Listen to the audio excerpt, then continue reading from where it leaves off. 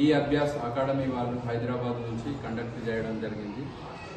ఈ అభ్యాస్ అకాడమీ వాళ్ళు గ్లోబలైజ్డ్గా వీళ్ళకు ఒలింపియాడ్ గ్లోబల్ టెస్ట్ అనేది కండక్ట్ చేయడం జరిగింది.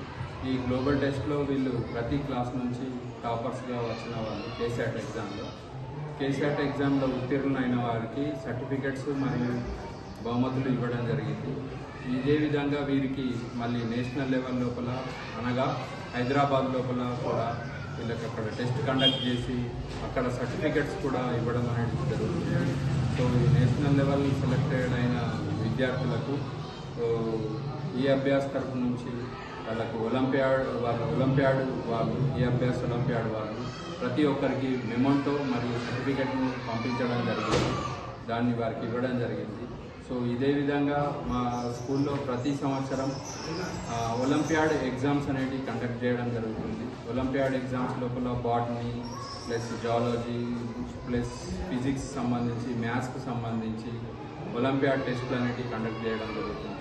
సో ఈ సబ్జెక్టుతో పాటు వీళ్ళకు అడిషనల్ నాలెడ్జ్ అనేది ఉండడం వల్ల వీళ్ళకు IIT JEE mains exams purpose వీళ్ళకి ఇప్పటి నుంచే యూటిలైజ్ అవుతుంది. కాబట్టి ఈ ఒలింపియాడ్ ఎగ్జామ్స్ రాయడం వల్ల పిల్లల లోపల చురుకుదనం అనేది స్టార్ట్ అవుతుంది. ప్లస్ జేఈ మెయిన్స్ లెవెల్ లోపల ఎలాంటి ఎగ్జామ్స్ను పోటీతత్వం అనేది ఎలా ఉంటుందన్నది కూడా వీళ్ళకి తెలుస్తుంది.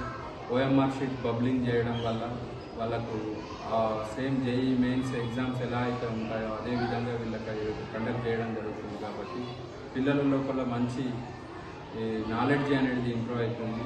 సో ఇలాంటి పోటీతత్వంతో చదవడం వల్ల పిల్లలు కూడా మంచి యాక్టివ్గా తయారవుతారని కోరుకుంటున్నాను.